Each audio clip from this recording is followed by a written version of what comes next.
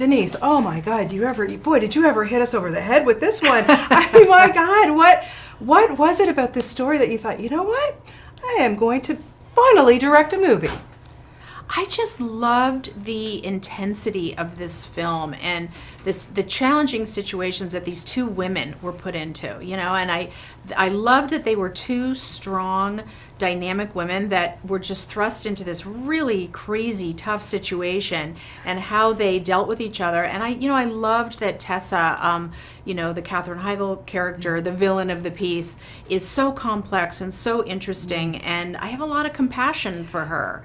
And the Julia character is so inspiring to me, of how she kind of overcomes so much and has to kind of battle to save her life against this other woman character.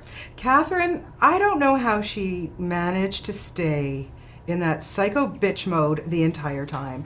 Honestly, she was good. I mean, what surprised you about her when you started to work with her?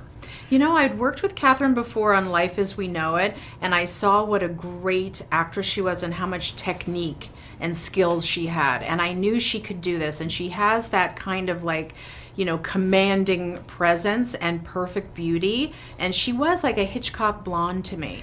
So I wasn't surprised at all that she was great in the role. And, she inhabited that character so completely and so deeply. And, she and I shared this thing where we loved the character. Even though she is completely insane and psychotic, we both had compassion for her and understood her.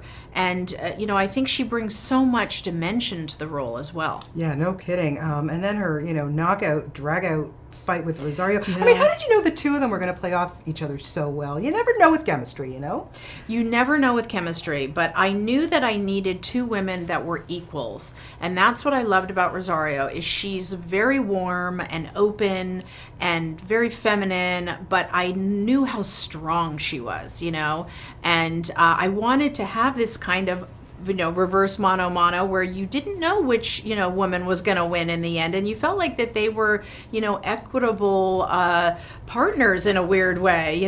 Yeah, oh, absolutely. Now, of course, I mean, listen, you've been giving us so many great films as a producer for so many years, and you have worked with such great directors, and I was just wondering if there's any director that kind of stood out for you, that kind of mentored you, or you learned from to direct. I learned things from every director that I worked with, but I think I had seen over the years that unless a director really commits to their unique point of view, the movie's not going to be good. So I didn't want to sort of take a little of this guy, take a little of that person.